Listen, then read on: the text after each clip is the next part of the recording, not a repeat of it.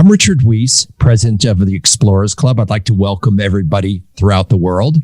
If you're following us on Facebook, give us a shout out. It's always fun to see those comments of where people are throughout the world. I'm amazed on any given lecture, you have 6 or 7 continents that are reflected. Today is the start of Black History Month, which marks an interesting reflection point, not only for Americans, but for institutions like the Explorers Club. It's also a good opportunity for me to introduce J.R. Harris, who is a director on the board of directors of the Explorers Club, chair of the Diversity and Inclusion Committee, and also a friend. Hey, JR, I like that sweatshirt you're wearing. You're wearing merch and probably selling shirts as we speak. This shirt is beyond cool, everybody. It fits great, looks good. and you can get us on a catalog. JR, for people who are unfamiliar with the Explorers Club 50, which was just announced last week. This is 50 people who are changing the world, that the world needs to know about. You were involved in that program. It falls under our diversity and inclusion. So, what's your reflection on that particular list? Well, first of all, I was really happy to be part of it, to be one of the judges.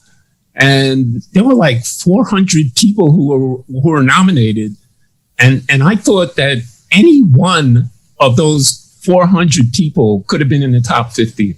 I was totally amazed at some of the really incredible things that people are doing all around the world. And I just think it's great to give people who might not have a lot of exposure the chance to show what they're doing all around the world. I just thought it was really, really great.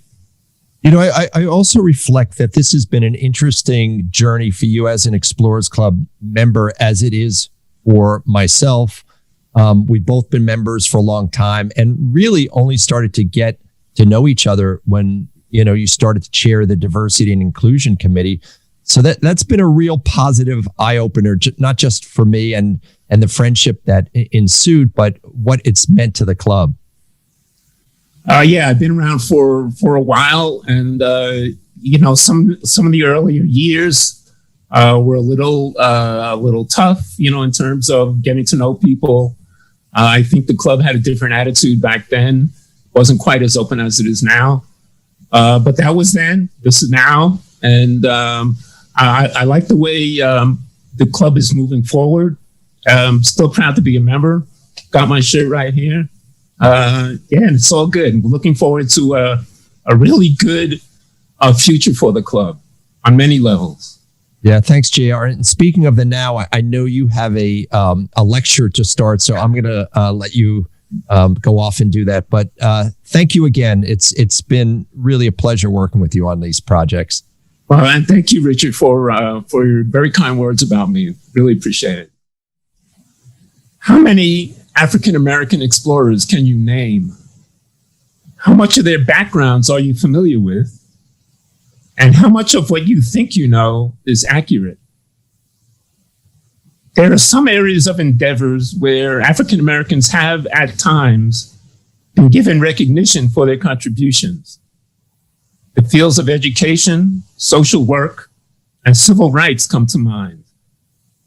Yet there are other areas where accomplishments have been ignored, downplayed, or inaccurately reported. One of these areas is exploration.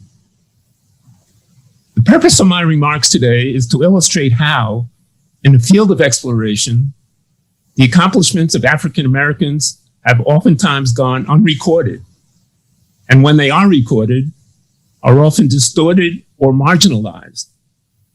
I believe this deprives our culture of the benefits that their efforts have earned for us.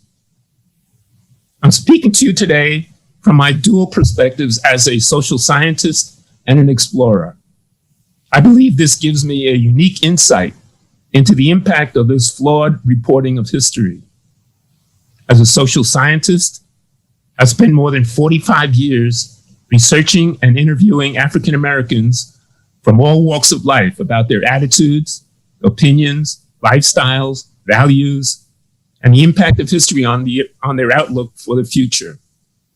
As an explorer, I have traveled to some of the remotest areas in the world in search of knowledge and adventure. I know what it's like out there. I've been cold, lost, hurt, exhilarated, scared, uplifted, wet, hungry, tired, fulfilled, and, just like countless other explorers before me. But something about me is different from the perception of the typical explorer. It's the color of my skin. When one imagines a typical explorer, the usual image is this intrepid, resourceful, well-armed, very masculine, Caucasian individual who leaves the comforts of home and family to find riches, wisdom, and glory in some faraway corner of the globe. The African American is not usually part of that profile. To give you an example, I've been a member of the Explorers Club for 28 years, yet it wasn't until just a few months ago that I met another African American member.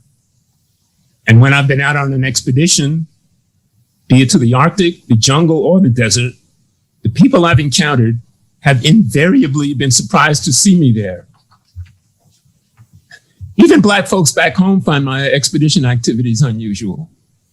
They're like, "Hey, dude, you mean you're going into the middle of nowhere, alone, for weeks, carrying a pack, living in a tent, sleeping on the ground, and no iPod?" Thus, it comes as a revelation to many people in our society that African Americans have, in fact, made valuable contributions in the field of exploration. One reason people are surprised is because often these explorers have not been given the recognition they deserve. Sometimes their accomplishments are distorted to conform to prevailing social and politically acceptable mores and attitudes. Other times, for various reasons, the efforts of African Americans are totally suppressed or only scarcely made public. Here's a case in point. Early on a Sunday morning in December of 1941, the naval base at Pearl Harbor in the Pacific was suddenly attacked by the forces of the Japanese Empire, plunging the United States into World War II. With much of the fleet destroyed, there was concern that the Japanese might attack our west coast. Such an attack would most likely come via Alaska and down through Canada. Consequently, US military planners decided that if the invasion came, they would try to hold the line at Alaska as far from the lower 48 as possible. But there were some problems. One of the biggest was how to get the necessary oil to the far north to supply the airplanes, trucks, and other vehicles that were being amassed there. The nearest supply of oil was on the Mackenzie River in northern Canada, just below the Arctic Circle and a good 500 miles from the Alaska border. So here on this map, you can see this red dot here in the Northwest Territories. This is where the oil was, and they had to get it into Alaska here. To get this vital supply of oil, U.S. Army Corps of Engineers decided to build a pipeline across the vast, unexplored wilderness of the Yukon and Northwest Territories. To this day, it is still one of the most inaccessible places on Earth. An engineering effort of that size and scope had never been attempted. The Canol pipeline, Canol being Canadian oil, as it became known, would be one of the largest construction projects ever undertaken, bigger than the Hoover Dam and more expensive than the Panama Canal. And that led to a second problem, which was even more complicated. How to get the necessary machinery, equipment, and supplies, more than 225,000 tons of them, to the pipeline site in order to construct it. This was in the early 1940s. There were no roads or airfields in that part of the world. Every item, pipes, trucks, tractors, tools, tires, food, clothing, housing, toilet paper, everything, first had to be transported by rail through the United States, then up into Canada to the end of the northernmost railroad, which was at the headquarters of the Athabasca River in Alberta. So that was here. This is where the end of the railroad was. Then the real journey began. The supplies then had to be unloaded from the trains, loaded onto barges, and shipped from there. Wherever rapids were encountered, all the supplies had to be offloaded from the boats, trucked around the rapids, and then reloaded onto the boats. The supply route from the railhead in Alberta to the oil fields in Norman Wells was over 1,100 miles of remote backcountry, only sparsely settled by Dene Indians and a few traders, trappers, and missionaries. It would take a strenuous effort and very determined effort to keep these critical supplies moving north.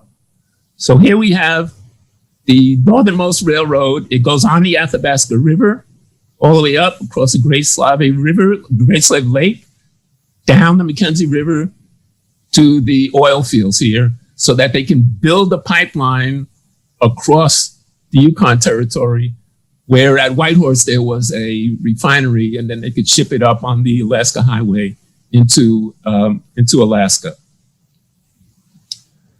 So they had to get all this equipment moving north. The effort was put forth by the 388th Engineer Battalion, a segregated Negro Army unit out of Camp Claiborne in Louisiana.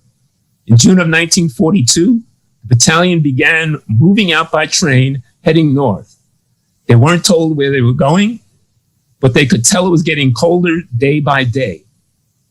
When they finally got to the railhead in Alberta, they were dispersed along the supply route to work as laborers, keeping that steady stream of supplies moving forward. So here are some images here. This is at the trailhead in Alberta, where all these pipes are being offloaded from railroad trains and then put onto barges. These are some of the soldiers along the pipeline route. They're on their barges, sending all that equipment north to the oil fields.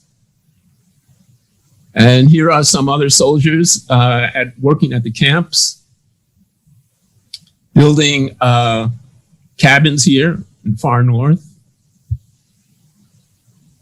This is where they slept in tents. And of course, the mess line, getting their dinner.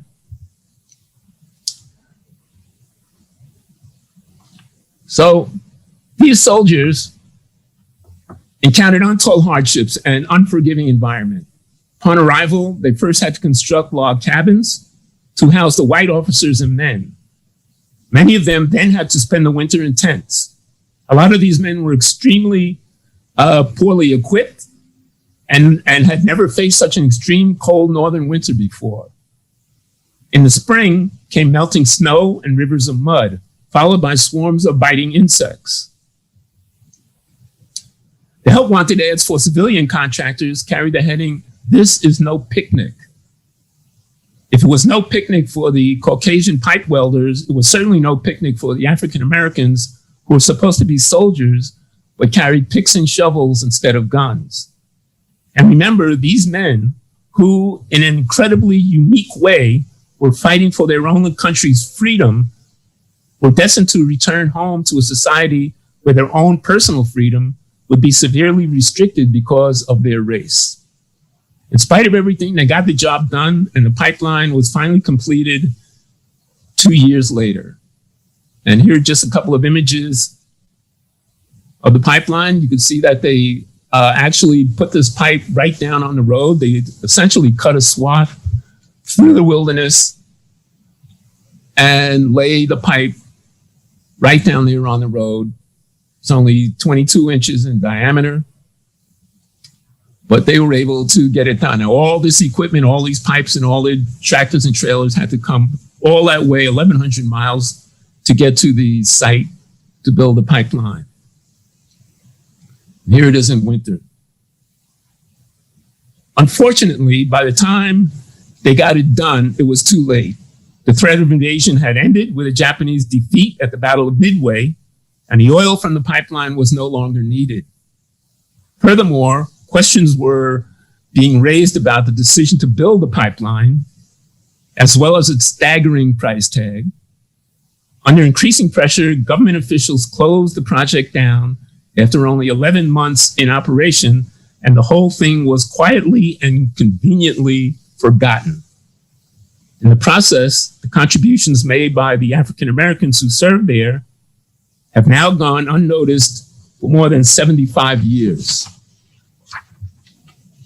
When I first heard about the Canol pipeline and the role played by the Black American soldiers, I wanted to experience what it must have been like for them. So I went up to the Northwest Territories and I backpacked alone for 21 days along the now deserted pipeline route through the Mackenzie Mountains on what is now known as the Canol Trail. It was a hazardous 212-mile journey. To this day, nobody lives there, and if you get in trouble, there is no facility for search and rescue. These photos I took will give you some idea of what I saw more than half a century after the oil stopped flowing and everyone departed, leaving behind rusted remnants of a valiant but futile $300 million effort that quickly sank into historical oblivion. These are called Lanigans, or places where the men stayed while they were working along the pipeline route. This is a supply depot for oil that fueled the tractors and the trucks along the route. Supply depot.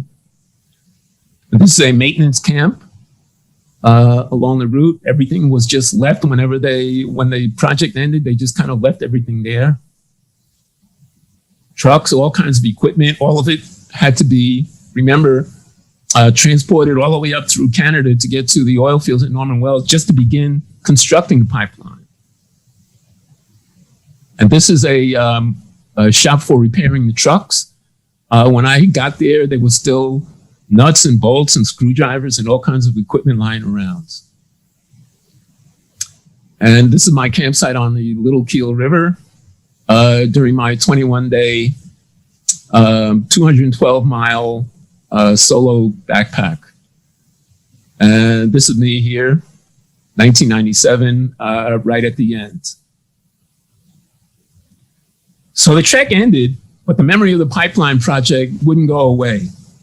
I now had some idea of the environmental extremes that these men endured, but could only imagine what they were feeling inside and how this experience affected them mentally and emotionally. I craved firsthand knowledge and so began searching for veterans who had worked on the pipeline project. Several years later, I found and interviewed the only surviving African-American soldier from the Canol era. This is Jake Toller. He was born on June 21st, 1915 in Cumberland, Virginia, the fourth oldest of 12 siblings. When I met him in 2003, he was 84 years old and quite a character. He lived alone, still drove a car, and bowled and shot pool regularly. In the fall of 1941, about a month after Pearl Harbor, he was drafted into the Army and became Private Jake Toller. He told me fascinating stories about what it was like up there, about the men he was stationed with, about their interaction with the local Indian population. He also told me what he thought about the contribution he and his colleagues had made. Toller believes the pipeline could never have been constructed without the effort put forth by the men of the 388th Engineer Battalion. His one enduring regret was that the public, especially African Americans, know nothing about what they did up there. It was a story that time forgot. Now, one could make the case that these men were not, strictly speaking, explorers, and that suppressing the pipeline's history was not a deliberate attempt to withhold credit for the job they did. Nevertheless, it is an example of how not knowing what happened is detrimental because it deprives us of an enriching chapter in our cultural history. What I learned from my Canol experience is that we need to find stories like this that have been suppressed and somehow make them known. Regrettably, history also teaches us that even when the stories are reported, they are not always accurate. And this can be equally detrimental. As we look back at African Americans in the field of exploration, it becomes evident that the inaccurate reporting of their exploits has taken an interesting but conflicting and contradictory form.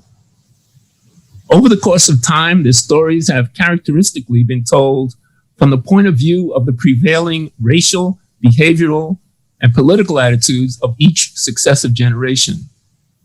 These stories can be categorized into two broad interpretive constructs, which I refer to as the Sambo and the Superman.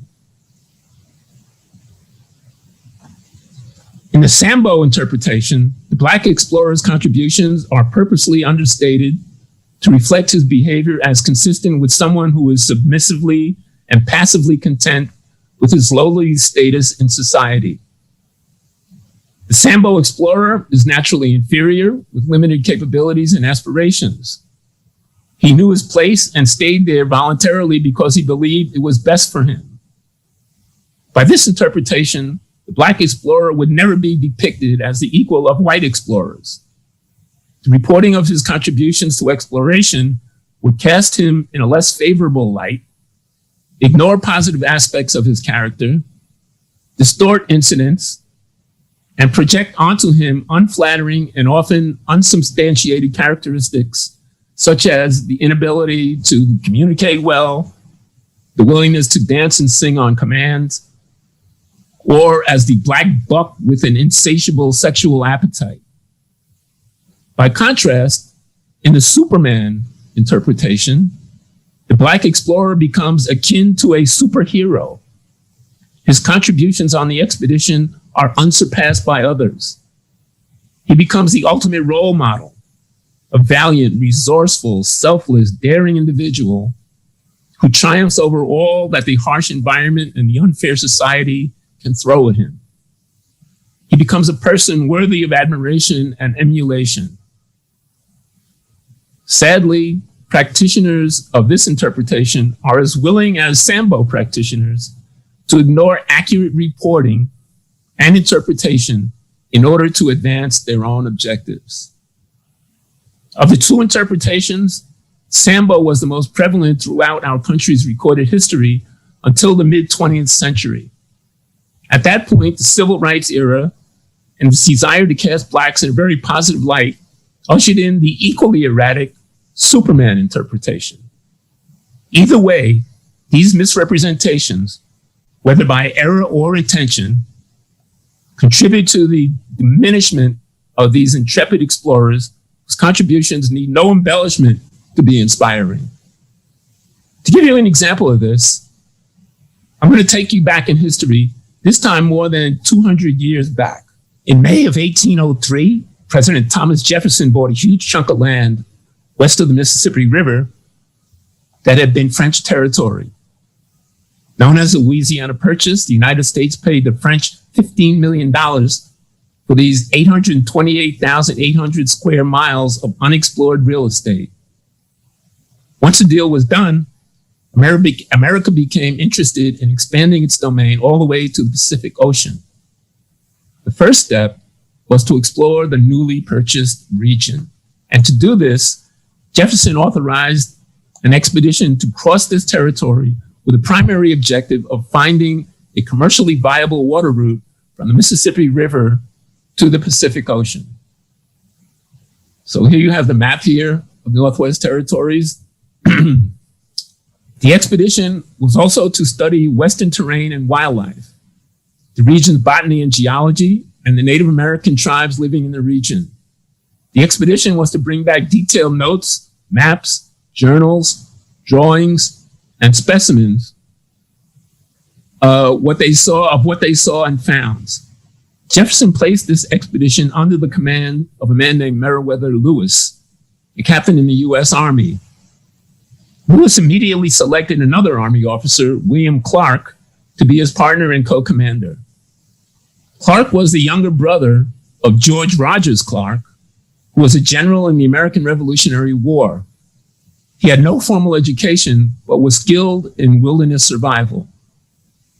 The expedition, which departed from St. Louis on May the 14th, 1804, and took nearly 3 years to complete, became known as the Voyage of Discovery. It is arguably the most important American expedition ever undertaken.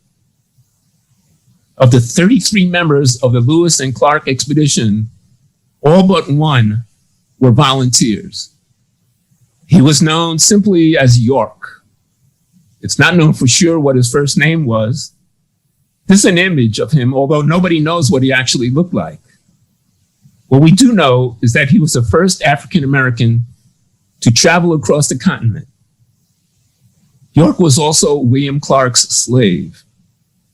He was born around 1770, which is the year Clark was born. York's parents, brother, and sister were slaves of the Clark family, and York was Clark's, quote, companion from the time they were both young boys, and later his, quote, manservant, which was often the custom in the South. When William Clark's father, John Clark, died in 1799, William legally inherited York, who became his property. What little is known of York comes from the expedition's journals written by Lewis, Clark, and several other members of the party. Being a slave, York was illiterate, and thus we have no firsthand account of his experiences.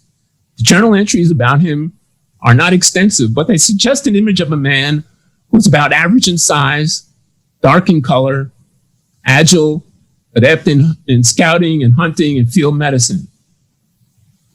He made quite an impression among the Indians they encountered, most of whom had never seen a black man before. The most important information gleaned from these journals, however, is that York shared the risks, duties, and responsibilities as a full member of the expedition.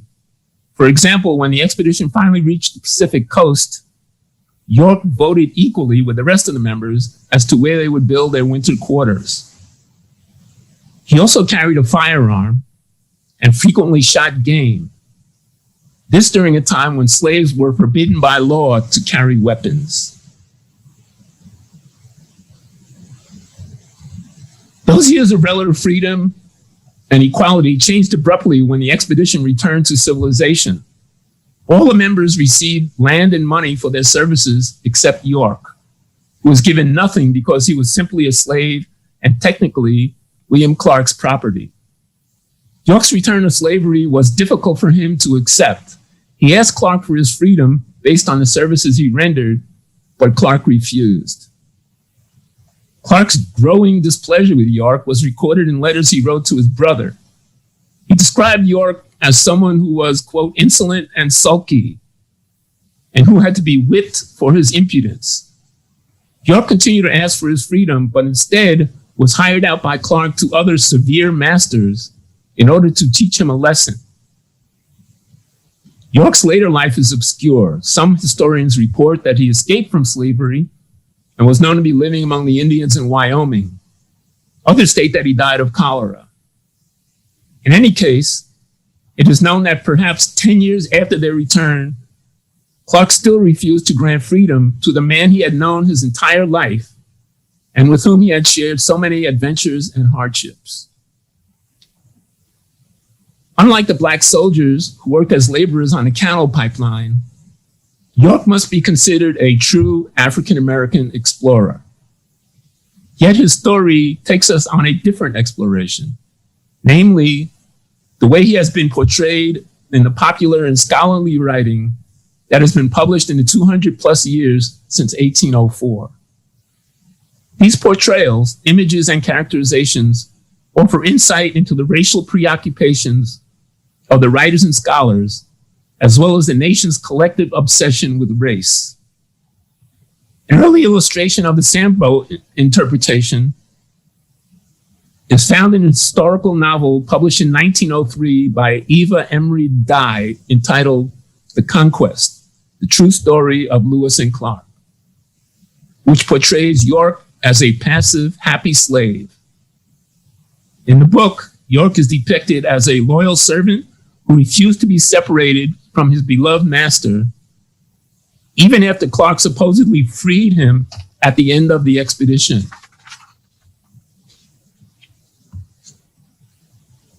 Incidentally, this slide that you're looking at is a bronze by Ed Hamilton in the Belvedere Riverfront Plaza on the Ohio River. So, York no longer a slave, says this author, for in consideration of his services on the expedition, the general had given him his freedom. But as a voluntary bodyguard, he would not be separated from his master. Here the author quotes York as saying, and this is written phonetically, for show, who could take care of Mars Clark so well as old York? Even though Dye's work is fiction, many readers accepted it as fact because of the extensive research Dye had supposedly conducted.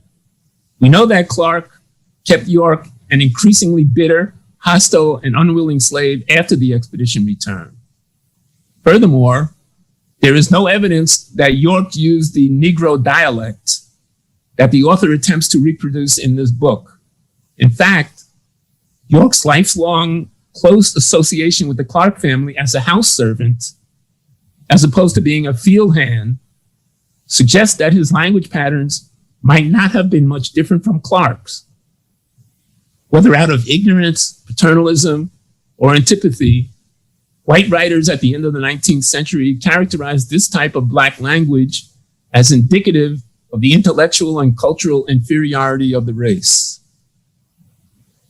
Another example of the Sambo tradition comes in a 1937 book called No Other White Men by Julia Davis. In it, she gives her version of an incident that took place in an Arikara Indian village on the Missouri River, where York was having some fun with Indian children, pretending that he was a recently tamed wild animal. This incident is authentic. In Clark's journal, he relates that he jokingly told the Indians that York was a wild man who liked to eat children. He said, those Indians were much astonished by my servant. They never saw a Black man before. All flocked around him and examined him top to toe. He carried on the joke and made himself more terrible than he wished him to do. Another expedition member, Sergeant John Ordway, records the same incident in his journal. And the spelling, grammar, and punctuation are as they appear in the two journals. So John Ordway says, the greatest curiosity to them was York, Captain Clark's Black man. All the nation made a great deal of him. The children would follow him. And if he turned towards them, they would run from him and hollow as if they were terrified and afraid of him. But in Davis's book, the incident takes on a completely different characteristic. She says, York took off his hat and showed his woolly head. I'm no man, he cried. I's a wild beast out of the woods. Captain Billy done catch me. Captain Billy done tame me. He the tamingest man in the world. You all better mind out how you fools with Captain Billy. The narration continues. This created such a sensation that York could not resist going himself one better. With a wild whoop, he picked up the nearest member of the party in his great arms and pranced around the circle, roaring like a lion. The Indians ran for their lives, and the captains rushed out to see what was the matter. Only Captain Billy could have made himself heard above the din, but he had a strong voice and he let it out. The ferocity in York's face faded to startled innocence.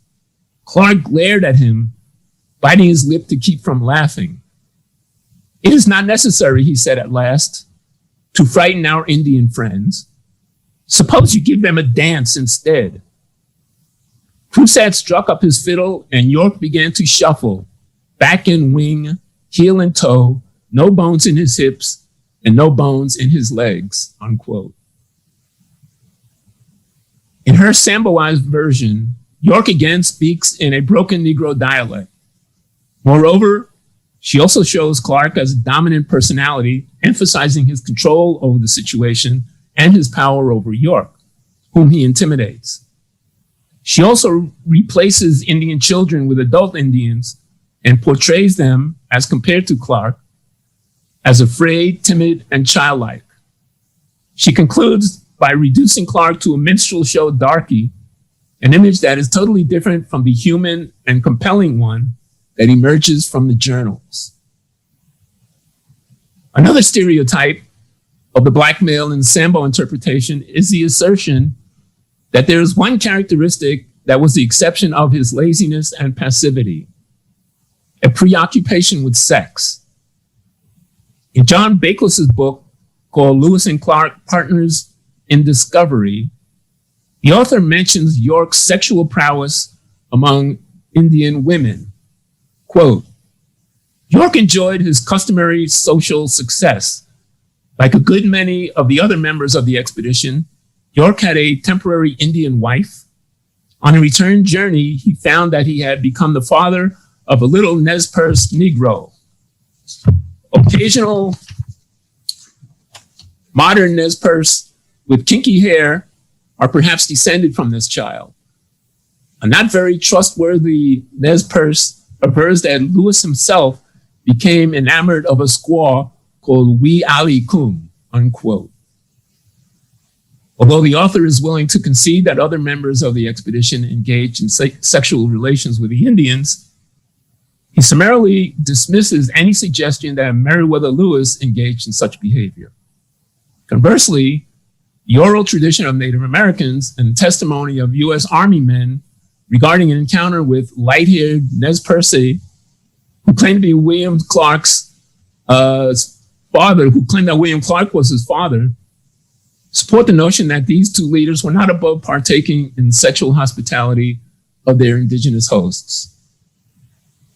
And on a separate but related account, Beckworth needlessly evicts York from the human race, referring to him as a strange creature, even though no portion of the expedition journals implies this characterization.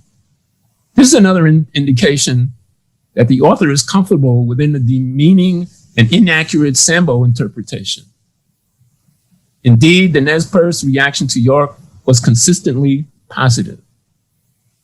These portrayals of York that I have mentioned demonstrate how writers and researchers in the Sambo interpretation applied little, if any, historical research methodologies or analyses with regard to York's role in the expedition. Furthermore, these writers and researchers must have felt that the reading audience, whose perceptions were shaped by the conventional racial attitudes of their era, would not challenge these erroneous allegations.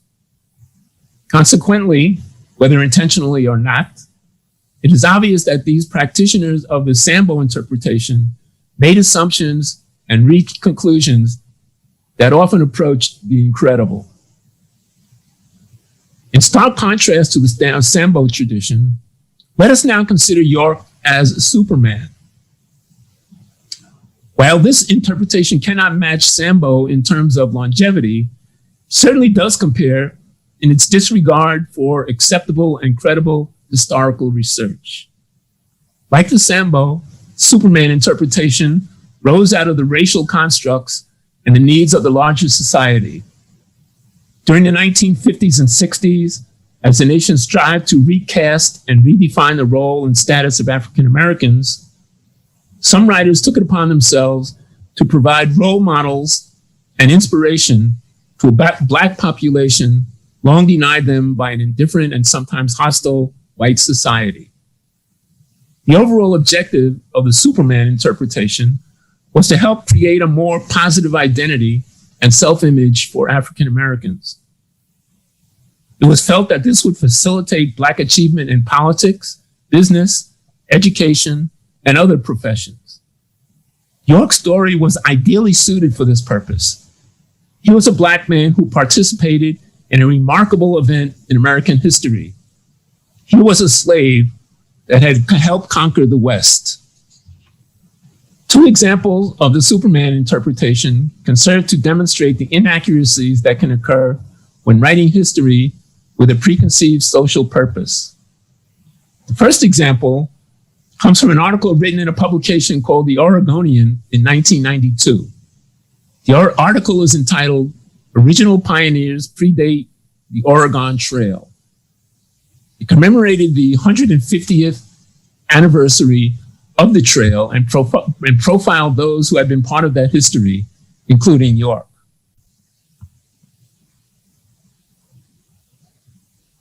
Another yarn features York, a 6'2" French-speaking slave of William Clark, the explorer, who joined Meriwether Lewis on a 3,555-mile round-trip expedition to the mouth of the Columbia in 1804-1806. York not only went along on the expedition, but also translated between Lewis and Clark and the expedition guide Charbonneau, who spoke no English, unquote. In this instance, we see that York has attained an impressive physical stature, although no specific mention of his height is recorded in any of the expedition journals. Even more impressive is the assertion that he spoke French. If he did, where did he learn it? William Clark, who was from a prominent Virginia and Kentucky family, did not speak French. York's parents, who were slaves of the Clark family, did not speak French. As a slave, York's travel and educational opportunities were very limited, and there is no indication that he spent any time in a French-speaking location prior to the expedition. During the expedition, Lewis and Clark hired a guide and interpreter named Toussaint Charbonneau, who spoke French and several Indian languages. But no writer or researcher has offered documentation to support the claim that York spoke French. Yet this has become a staple in the Superman interpretation that surrounds him. As unlikely as this claim is, it's not the only one that grants York the ability to speak other languages. K.D. Curtis, in his article, York, the Slave Explorer, declares that York spoke not only French, but also, quote, several Indian dialects, unquote. And Philip Drotning, in An American Traveler's Guide to Black History, alleges that York could also speak fluent Sioux. I'd like to mention here this statue is a statue of Lewis, Clark, York, Sacagawea, her baby, John Baptiste, and Seaman the dog. It's a statue done by Eugene Daub, and it's at Clark's Point in Kansas City.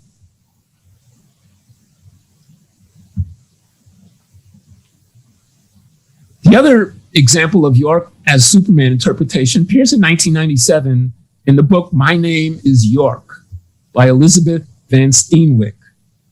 In this book, written to an audience for children, the author wishes to introduce York as an important figure in African-American history.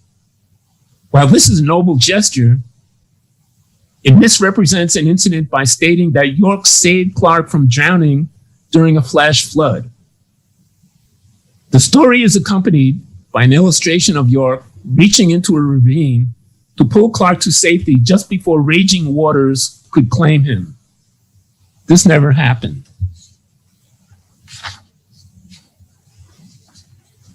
According to Clark's journal, on July 29, 1805, York had been on the plains with a small group that included Clark, Sacagawea, Charbonneau, and their son Jean-Baptiste, but was in a different location when the flood hit.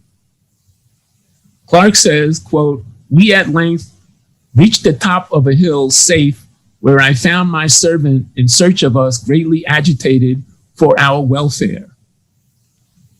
In Van Steenwyck's book, the account, in York's words, reads as follows. "Suddenly the sky darkens, angry clouds release a torrent. I find sheltered beneath a chalky overhang, and then I remember Captain Clark and the others have not returned. I run to the cliff's edge to see their desperate struggle as water rises in the ravine. Sacagawea hands her small son to me. Then I reach out to her in Charbonneau. But where is Captain Clark? Now he struggles upward too, before I reach out and pull him to safety. When he can speak, he tells me that his compass is lost. Later he finds it, and I wonder, will that compass one day point my way to freedom? We know that York, who was illiterate, never wrote a first-hand account of his journey, nor did he dictate one to a writer. Van Steenwyck's misinterpretation, despite its noble objective, is every bit as egregious and offensive as the distorted, exaggerated, inaccurate accounts of the Sambo interpretations. Unfortunately, York's treatment by so-called historians in the Sambo and Superman traditions is not an isolated incident. Take a look at this man. He was also an explorer.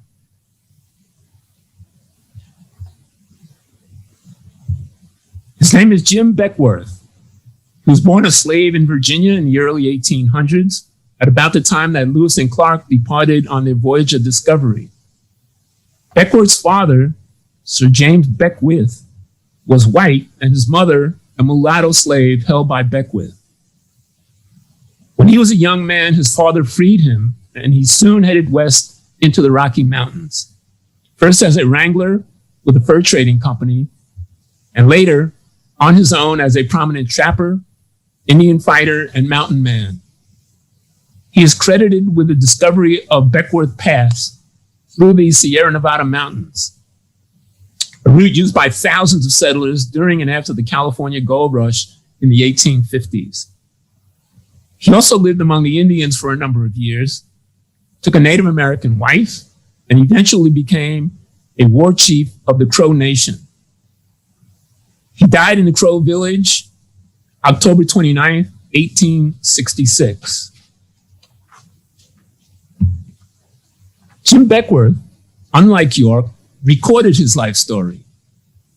He told it to a man named Thomas D. Bonner, who published it in 1856 as The Life and Adventures of James P. Beckworth, Mountaineer, Scout and Pioneer, and Chief of the Crow Nation of Indians.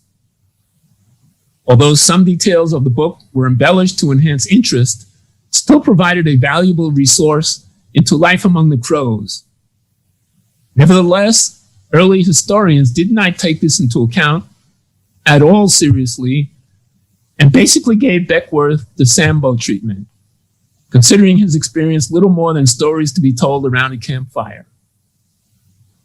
A century later, during the Civil Rights era, Beckworth as Superman emerged as an African-American role model in literature and in textbooks. And what about this gentleman? Some of you might recognize this iconic photo of Matthew A. Henson. He's probably the best known of all the African-American explorers. Henson was born in Charles County, Maryland, 1866, just a few months before Jim Beckworth died, and 3 years after the Emancipation Proclamation was issued. Accounts of his early life are conflicting, but it's apparent that both of his parents died when he was very young, and that at age 13, he went to sea as a cabin boy. While at sea, he was befriended by the ship's captain and eventually became a skilled navigator. At age 17, he left the sea in search of work on land. Henson's life changed dramatically in November of 1888 when, while working at a clothing store in Washington, D.C., he first met a naval lieutenant named Robert E. Peary.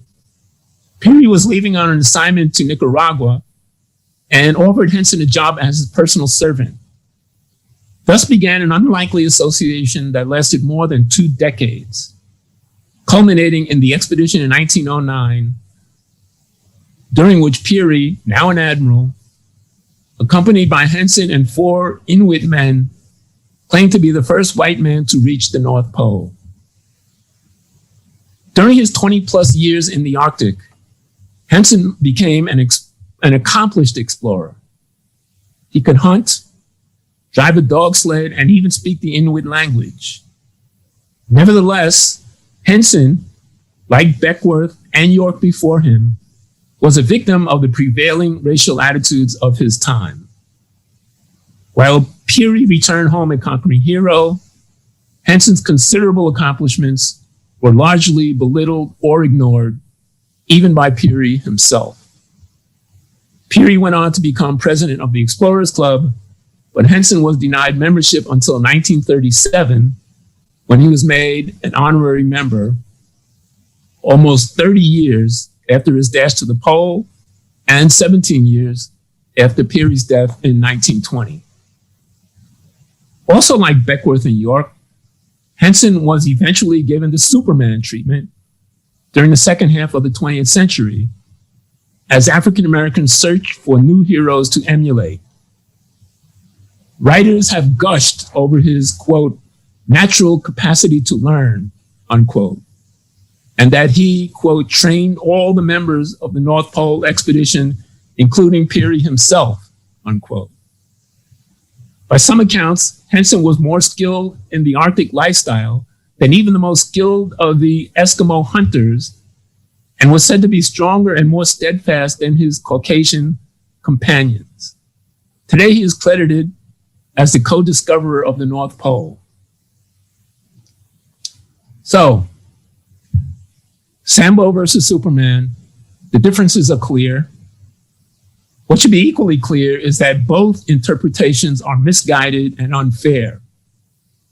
One does not cancel the other out. Two wrongs don't make a right. Hopefully, here in the third decade of the 21st century, a more accurate convention of scholarship is taking root. Current historians, in the best tradition of social science, should endeavor to achieve two important goals. The first is to uncover and report incidents and events from our history that have been ignored, suppressed, or not adequately documented. The second goal is to report the struggles and triumphs of African Americans fairly and accurately. And I'm not talking just about explorers, I'm talking about African Americans in all walks of life. Doing these two things is essential for sustaining our holistic wellness and ensuring that our contributions as a people are recognized and appreciated by the larger global society.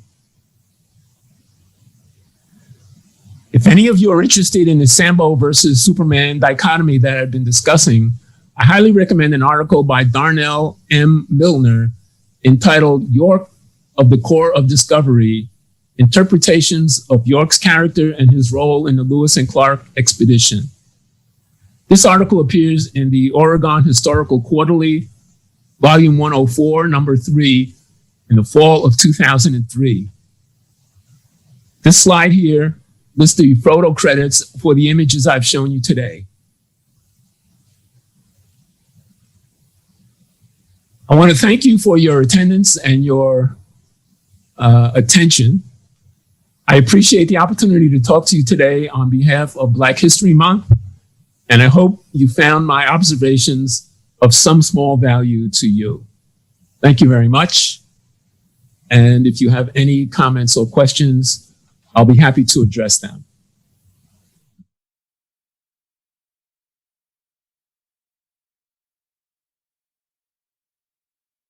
I appreciate the opportunity to talk to you today on behalf of Black History Month. Wow. And I hope you found my great. observations of some small value to you. I'm going to make the first comment. Thank you I know very we have much. a whole bunch of them there. But, and if you have any comments or questions, pandemic, I'll be happy and to during a address very them. tumultuous time, at least in the U.S., probably globally, one of the positive aspects is that I appreciate the opportunity to talk to you today on behalf of Black History Month. Wow. And I hope your you found my personal observations of some small value I'm going to make the first comment. Thank I you know very we have much. A whole bunch of journey that others will take, but obviously in a more truncated time to an acceptance where they feel the organization is just a place for their platform of knowledge. I want to read you a comment, and I do know who this is. She's a wise person, and I always listen to her comments. She says that, anonymous, This is one of the best and most important presentations the club has ever presented. Well researched, thoughtful, dispassionate, just the facts, ma'am. The challenge is to us. Can we deal with these facts as they're so challenge our familiar narratives? Will we really continue to ignore the richer picture to preserve our comfortable white one? Is that what explorers would do? The bottom line is, who are we? Honest explorers recounting accurately who made what contributions and what was discovered, or self promoters and marketers who do whatever they can to get away with it. So that was your first comment. And it sort of brings up the idea of perspective, just the facts, ma'am. Um, this past year, we've seen comment on the Black Lives Matter protests, and we've also seen varying comments on what went on at the in Washington D.C. at the Capitol. And so you have people looking at the same set of events, but yet the narratives are so different. Uh, do we have any reason to believe that we can do it better in this issue? Yeah, I think that's a great question. Um, Personally, I'm the optimistic type. I always see the glass half full.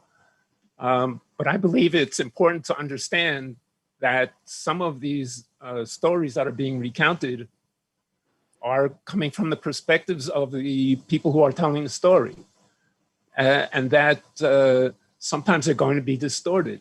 I also believe that people who really care about exploration, people who really care about knowledge, people who really care about using knowledge to further our positive lifestyle here on this planet, they're going to want to know the truth. I mean, that's always been true, but there are some people who don't really accept it. But I think that at the end of the day, most people, logical people, will realize that there's everything to gain by telling things the way they actually happen, because a lie can't live forever. And by delaying the truth, we're only delaying the benefits that can come from truthful dialogue and truthful recording of actual happenings in the past or in the present. You and I have spoken about past events in history. We've spoken about these things a lot, and so I'm wondering if people coming to the right conclusion, do people feel some sort of inborn guilt, or that it's somehow putting it back in their face? I'm trying to understand how you split the line of telling a fuller picture without somebody feeling wounded, because obviously it's like an argument.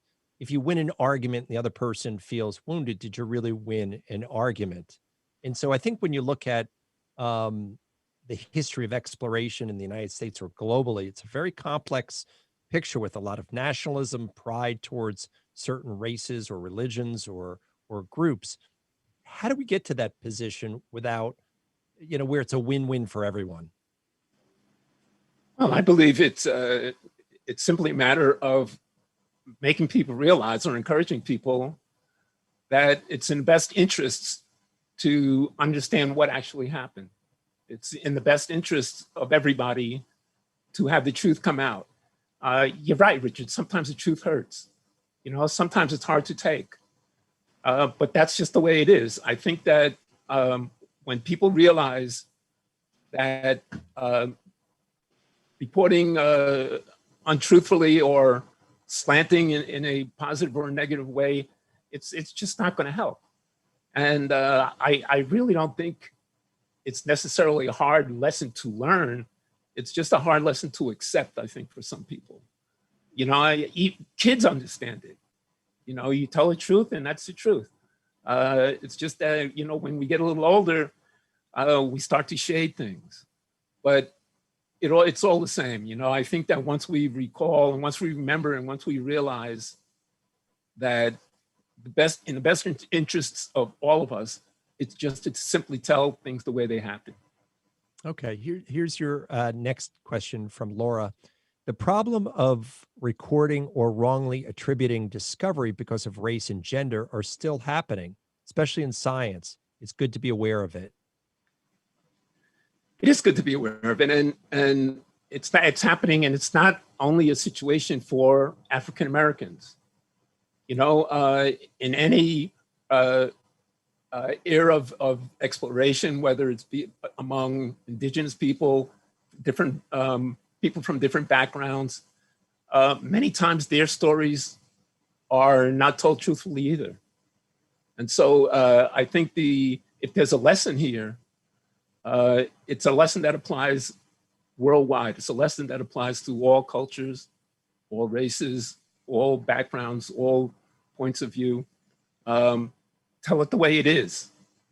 You know, I mean, we look at, for example, you know, what's happening with the vaccine. Some people saying this, some people are saying that. We need to know, just tell us the truth. And that's going to be the best path. And so that's what it all comes down to. You know, I sort of wonder that since childhood, you are rewarded for good deeds or doing something well or telling even a good story. And explorers especially are prone to stories, right? It's, you know, we've all stood around that fire and the fish gets bigger. The wolf that was, you know, 100 yards suddenly becomes, you know, 10 feet away. So is that something that goes against the grain of passion, that sometimes the passion of a subject sort of overcomes the reality? You know, like anybody else, I love a good story. You know, and I've told a few myself sitting around a campfire or elsewhere.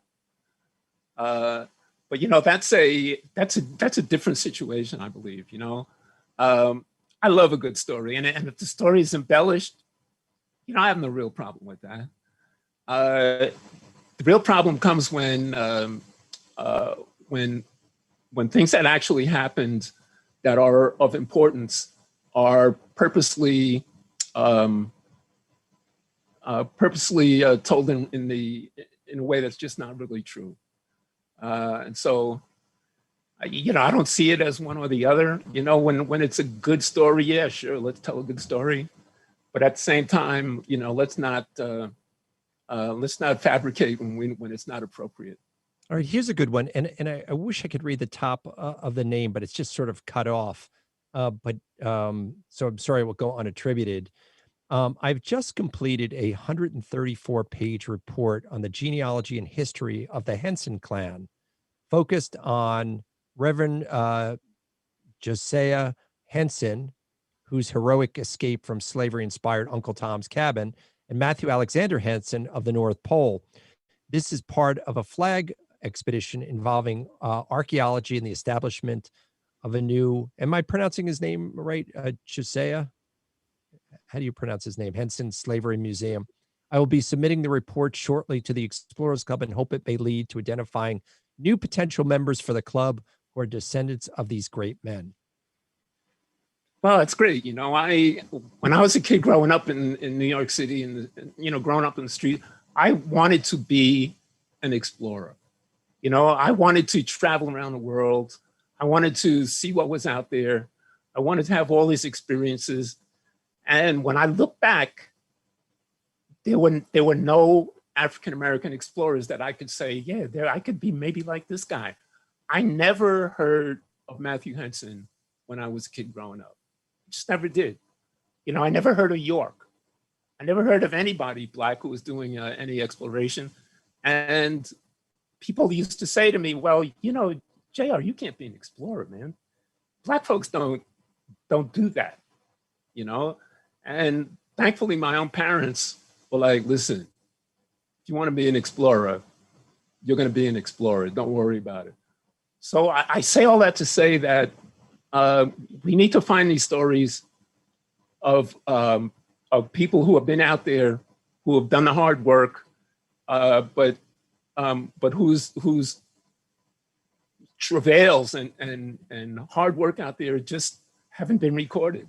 I think it would be great just to have young people understand that there were people who look like them who actually did good stuff out there, and that they can be explorers too. And it's not just explorers in any field that you want to go to. We try to stand on the shoulders of those who came before us, but if we don't know who came before us, it just makes it that much more difficult. You've discussed this quite a bit. I've sat in on quite a few of your diversity and inclusion committee meetings. I have to say I missed a few of recent. JR, sorry about that. But you often have made this statement, and I've heard this when people have described why an African American or a Native American might have a hesitancy towards being a member of something like the Explorers Club, or at least going in the field. You had mentioned something about when they don't see people who are like them, then they sort of wonder if it is for them. So how do we get past, how do we continue to try to get past this hump in a meaningful way? Well, one good example is happening right now with the Explorers Club 50. This is a group of 50 people who are doing really extraordinary things all over the world. It's just fascinating. And a lot of them are people of color. There's a lot of diversity in that 50s list. And the thing about it is that diversity and ethnicity were not criteria. They were just people who were nominated based on the cool things that they were doing. And so by making their stories known, by telling the world who they are and what they're doing, it's going to encourage young people to say, hey, you know what? If they can do it, I can do it. And I think it's just great. So that's a good example right there. And, for people who are unfamiliar, maybe tuned in a little late about the Explorers Club 50, the Explorers Club 50 is celebrating lesser known explorers. And our motto is that these are 50 explorers that the world needs to know, that are changing the world, that the world needs to know about.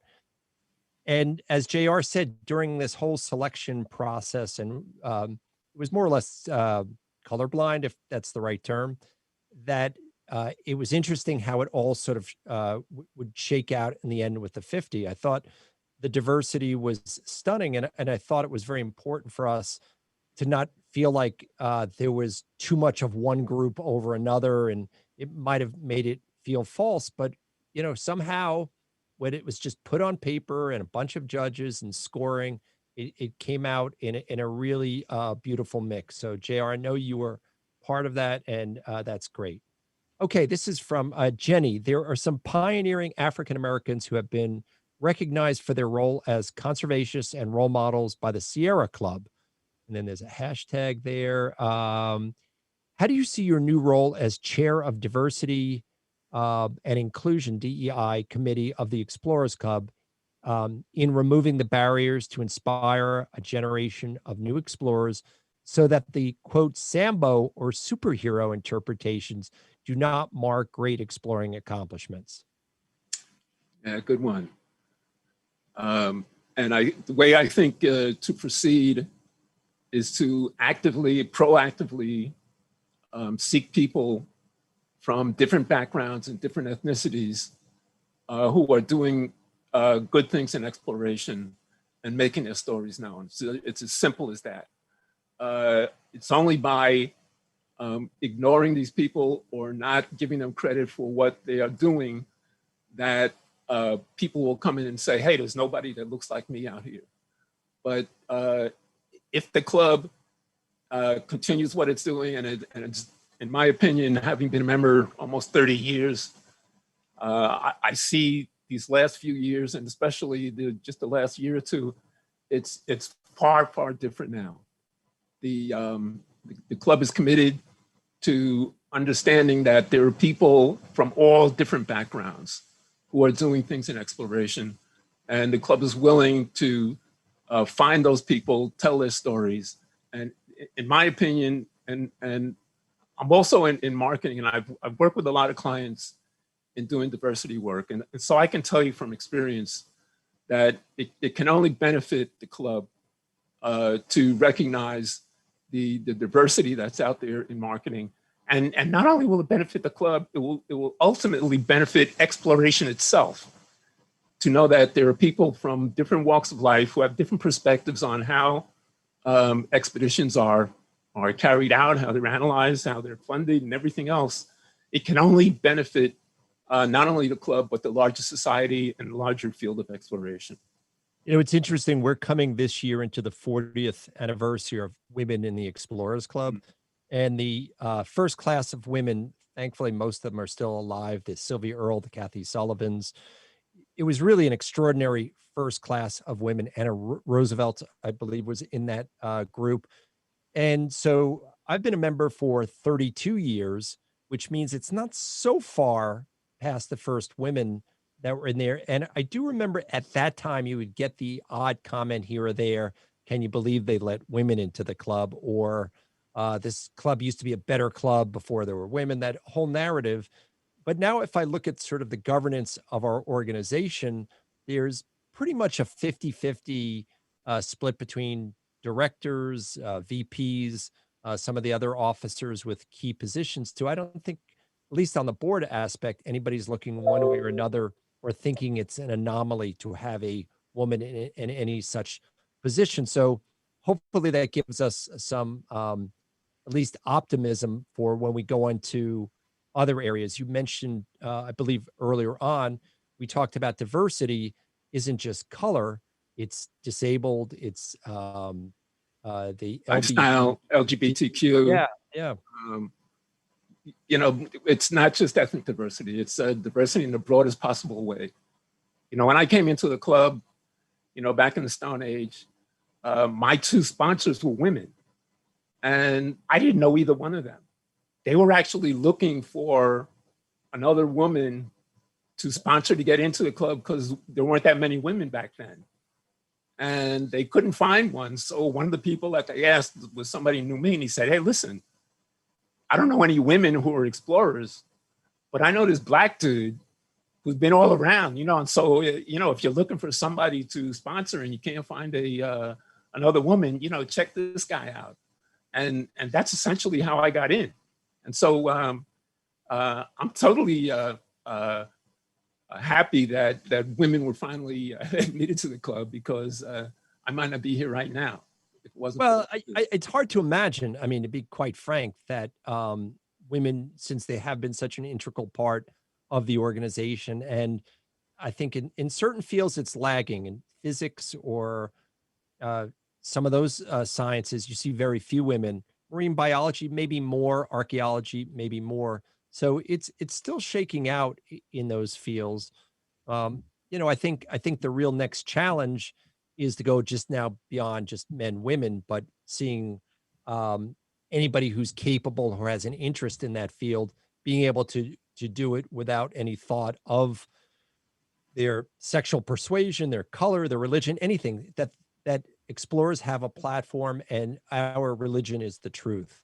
Okay, you have another one must be from your PR agent. No, this is from Sharon. It says, great job, JR. Thank you for your thorough research, comparative analysis, deep investigation of the social and emotional experience of these great African-American men. You honor them and all of us. Tell whoever that is, I'll send them a check tomorrow morning. You know, I mean, seriously though, when you look around at the planet, you know, we're in bad shape. You know, the planet's getting too warm. There are a lot of issues out there. You know, the weather, the oceans being polluted. We need the best explorers that we can get, the best scientists that we can get. And the way to do it is to just look at people for what they do and what they're capable of doing, and not look at the color of their skin or their sexual orientation or anything else. You know, if we're going to do it, if we're going to save the planet, we need to have the best people out there. And the club has people like that, and the club will continue to put, I believe, exploration ahead of any other, you know, social issues or what have you that might bar people who are competent from becoming a member. So this is it. You know, the gauntlet's been dropped, or the line's been drawn in the sand, however you want to call it. We're at the stage now, and we need good explorers, and that's the way to get it. This is from Hillary. A really insightful presentation. Where can people who want to hear more of these stories of the hidden figures of exploration go to hear more? Would you recommend any books, podcasts, or movies? God, Jay, are you? Yeah, right offhand, it's tough, but for as far as African Americans are concerned, this is Black History Month. It's only the first day. And so I would say, look around, go online and find different organizations. They're out there. And for a whole month, they're going to be doing talks like this and giving people information, letting people know what's going on. Or you can send me an email. I'll look some stuff up and I'll let you know. jrharris@theexplorers.org. But yeah, there are stories out there, and I think that it's becoming easier to find them. Here's a question from Robin. Were the Canol workers aware of the Japanese attack on Dutch Harbor, Alaska, June 3rd to 4th, 1942, and the subsequent 14-month Aleutian campaign? No, those soldiers up there didn't really know what was going on, except that they needed to get oil into Alaska. Now, they knew about Pearl Harbor, but they didn't really know much more. In fact, the people that were living there, the Dene Indians and the fur trappers and missionaries, they had no clue what was happening. And all of a sudden, they turn around and there were suddenly thousands of soldiers in an area where nobody was ever living before. They were Black soldiers and nobody had ever seen before. People just didn't know what was going on. And so these soldiers who, when they first got there, they didn't even know where they were. They just, they put them on a train, and 6 days it took them to get there, and they just didn't know. So they were told, look, just do your job. And that's essentially what they did. And then when it was over, they sent them home. And then from there, they sent them to Europe to fight. And they were in Britain when D-Day came, an invasion in Normandy, and they drove the supply trucks as the Allied forces moved towards Germany. They were the ones who delivered supplies again via the Red Ball Express. So we have another one from Anonymous, and Anonymous is, my second favorite author after Mr. Cliff Notes. And only people over a certain age will even know who Cliff Notes were. So this says, Homo sapiens is an intrinsically, innately exploratory species. Why do we insist on adding meaningless, lesser classifications such as gender, skin color, or sexuality? The Explorers Club should lead us on this front. Totally agree. I don't even know how to say it better. If exploration is in our DNA, is in our DNA as human beings, let's let it come out. Let's do it. Don't you think there's a certain pride? Like, I think that tribalism is good and bad, right? Mm-hmm. I think it's nice to be among a group of people and say, hey, we won, or we had this person or that person. I think that's a little bit of human nature. I think the point that Anonymous was getting to is that that's probably a very secondary issue to what was accomplished. But do we ever get past that comparative? First woman, first Arab in space, first Moroccan to climb Everest. It seems like we always want to attach some sort of moniker or label to it. Well, the good part of it is that those of your group can look up and say, hey, there's somebody like me that's done some good stuff. At the same time, yes, explorers will want to be the first to do this, first to do that, but I don't think it's every explorer that feels that way. I know myself, I've been out on at least 50 expeditions, but all of them were just basically to educate myself, to satisfy my own curiosity. I wasn't the first, maybe the first Black man to do this, that, and the other. That doesn't impress me. What impresses me is that I was curious, and I was willing to go out and satisfy my curiosity and increase my own knowledge about something. And I think that that's something that a lot of other people who are curious would be totally happy and totally satisfied if they could go out and they could explore and they could find out something that they didn't know before, even if it was knowledge that was already out there. So I had a name that was cut off before. It was, and I hope I'm pronouncing it correctly, Llewellyn. And the comment is, JR, can you say a bit more about your own other expeditions and travels, which I recall are impressive? Wow, who are these folks, man? I don't know. That's when you look up and say, thank you, Mom. Thanks, Mom. So I am a marketing guy. I have my own marketing consulting business. I've been in business 45 years, but I've always been very curious, and I'm curious about everything. And so at one point I said, I want to know what it's like to walk on a glacier, or I want to know what it's like to see caribou migration. I want to know what it's like to see a huge forest fire or be out in the ocean or in a desert. So I just go there. I consider myself a curious guy with a valid credit card. That's it, and so I'm willing to go out. And so most of my trips are solo because I don't know of anybody else who wants to do it. They're unsupported. I got that credit card. I just go there. But I can say this, it's been extremely rewarding for all these years. And for somebody like me growing up in the projects in New York City, to have traveled around the world several times and to seen things that I never dreamed that I would see before, it's enough for me. And that's why I spend a lot of time in schools talking to young kids and telling them, hey, if I can do it, you can do it. I just came up, an ordinary guy, but it's been really, it's been a great ride. And so you never know, man, if you reach just one person, then you're doing well.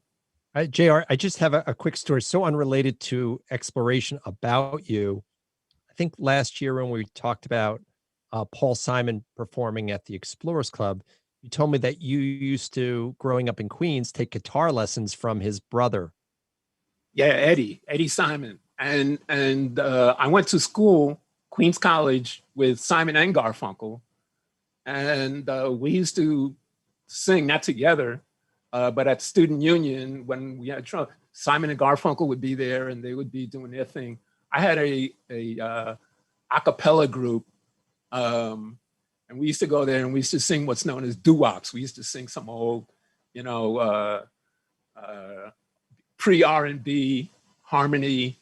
And so we kind of knew each other at school, although we weren't really that tight, that friendly, but we were both into music at that time. And then later on, when I started to learn guitar, Paul's younger brother, his name is Eddie, had a guitar school. So I learned my 4 chords, and that's all I can play even to this day. Well, that's great.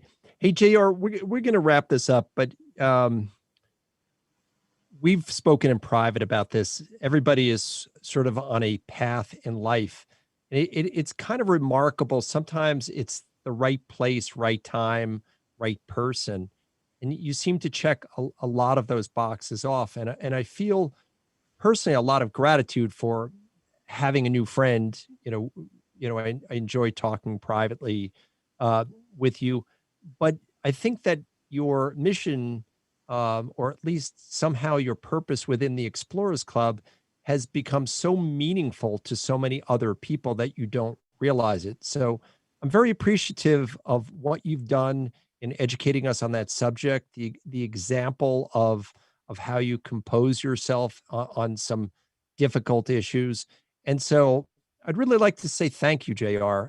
I've so enjoyed having you as a member of the club. And I think that, the seeds we plant today will blossom into something very wonderful in the near future. So I'd like to thank you on behalf of the club.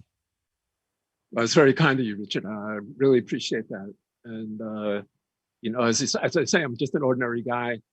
But yeah, I'm very optimistic about the direction that the club is going in. And, you as president did a hell of a job.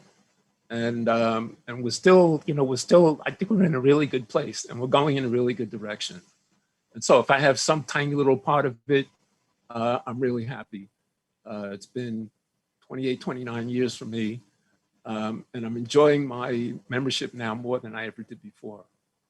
Great. JR, thank you very much. And that concludes this evening. I want to remind everybody that we do this just about every Monday evening, that we have just a fantastic, look at your phone is already ringing. It's an agent. It's ready to sign you for something. So anyhow, again, everybody, thank you for joining us. And to the members, thank you for being a member of the greatest club on earth.